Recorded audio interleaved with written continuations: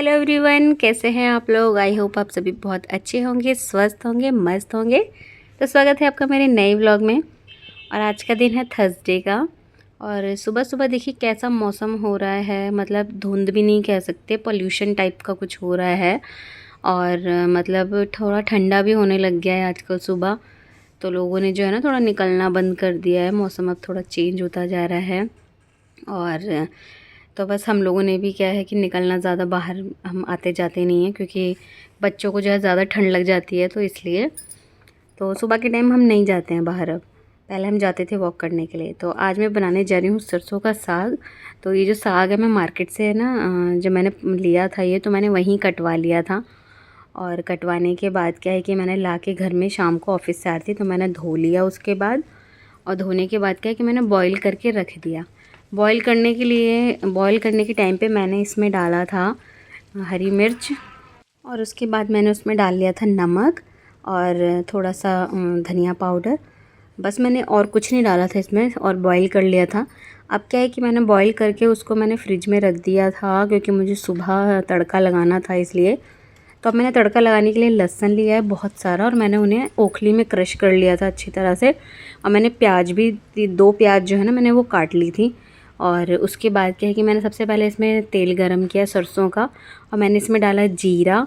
जीरा डालने के बाद मैंने उसमें डाला वो लहसुन और अदरक, मैंने थोड़ा सा कद्दूकस कर लिया था, वो डाला मैंने। और जब वो अच्छी तरह से गोल्डन ब्राउन हो गया तो मैंने उसके अंदर डाल दिया ये प्याज। अब प्याज जो है जब अच्छी तरह से गोल्डन ब्राउन हो जाएगा तब मैं इसमें डालूँगी साग। और मैंने इसको काफ़ी देर तक पकाया था इस प्याज को, क्योंकि इसको थोड़ा धीमी आंच पे पकाना चाहिए ताकि ये जले ना। और और फिर मैंने इसमें बाद में ऊपर से डाली हींग।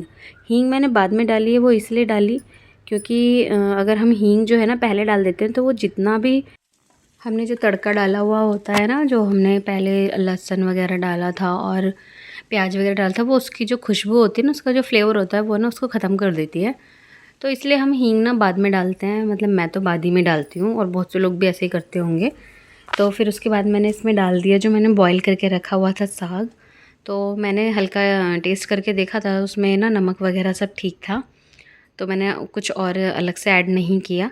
और फिर मैंने जगाया अपनी तन्वी को कि वो स्कूल के लिए रेडी हो जाए। और वो उठी हुई है, खड़े खड़े भी सो रही थी। बहुत मुश्किल हो गया था उसको जगा पाना, और क्योंकि छोटे बच्चे उनको बहुत मुश्किल होता है जगाना। और मेरा बेटा जो है अपनी ड्रेस प्रेस कर रहा है सुबह सुबह उठ के। वो नहाने जा रहा था, उससे पहले उसने बोला कि मैं प्रेस कर लेता हूँ, क्योंकि बाद में जो है ना रेडी होने में ना फिर दिक्कत नहीं होती। तो देखिए मेरा साग अब बन चुका है बिल्कुल, ये देखिए, मतलब मैंने अच्छे से पका लिया क्योंकि वो ठंडा भी हो रखा था ना, तो अच्छे से वो गर्म हो गया। और तड़का जो है ना मैंने लगाया था इसमें, वो अच्छी तरह से मेल्ट हो गया इसके अंदर बिल्कुल। और कुछ भी नज़र नहीं आ रहा इसके अंदर कि मैंने क्या क्या डाला था क्या क्या नहीं। तो बहुत अच्छा और बहुत टेस्टी बना है ये मेरा साग। मैंने अपने बेटे को ब्रेकफास्ट में क्या है कि उसको परांठा और साग दे दिया था थोड़ा सा। बहुत टेस्टी लगता है साग के साथ परांठा खाना, सादा परांठा। तो मैंने दे दिया था उसको, तो उसने खा लिया था। और इसके बाद क्या है कि मैंने तन्वी को बोला कि तुम जाके रेडी हो, तब तक मैं बाकी और दूसरे काम करूँगी। तो मेरी बेटी जो है वो रेडी होने के लिए चली गई, ब्रश वगैरह कर रही थी। फिर मैंने उसे बाद में नहलाया भी था। तो उस बीच जो है जब तक वो ब्रश वगैरह कर रही थी तब तक मैंने अपना गूँध लिया आटा।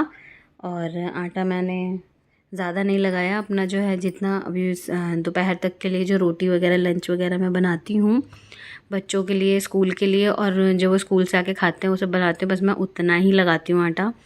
तो देखिए मेरा आटा भी बहुत अच्छी तरह से गूँध रहा है। मैंने काफ़ी देर तक आटा गूँधा था, क्योंकि अगर आटा अच्छे से गूँधा हो तो रोटियां जो है ना अच्छे से फूलती हैं।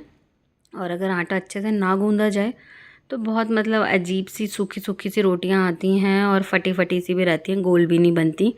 तो मेरी रोटियां तो हमेशा गोल ही बनती हैं। तो काफ़ी अच्छी बनती है मेरी रोटियां, गोल भी बनती हैं और फूली फूली भी बनती हैं। और मेरे बच्चों को भी जो है फूली हुई रोटियां ही पसंद आती हैं, वो तभी ताज़ी ताज़ी खाते हैं। बस स्कूल में क्या है कि मजबूरी में जो है लेके जाना पड़ता है लंच, तो उसमें तो ठंडी खानी पड़ती है उनको, वरना तो मैं उन्हें गर्म ही बना के देती हूँ हमेशा। तो देखिए रोटी कैसे मेरी फूल रही है, गोल गोल एकदम, बहुत अच्छी लगती है दिखने में भी। और फिर उसके बाद क्या है कि मैं रेडी हुई, तन्वी को भी मैंने चोटी वगैरह बनाई और अपने बेटे को भी नाश्ता वगैरह दिया और तन्वी को भी करवाया नाश्ता। और फिर वो दोनों चले गए स्कूल। और फिर मैंने क्या किया, अपना तैयार हुई और मैं मतलब मेरे ऑटो वाले जो भैया हैं ना वो भी आ गए थे। तो देखिए मैं ऑटो में भी आ चुकी हूँ। और ऑटो वाले भैया जो हमारे घर के सामने ही आ जाते हैं तो मुझे ज़्यादा चलना नहीं पड़ता, वरना तो दो दो ऑटो चेंज करने पड़ते हैं। घर से निकलो तो पैदल का रास्ता भी काफ़ी लंबा हो जाता है और दो दो ऑटो भी चेंज करने पड़ते हैं, तो बहुत ज़्यादा वॉकिंग हो जाता है मेरे लिए। तो जब भी ऑटो वाले भैया आ जाते हैं तो ईज़ी हो जाता है।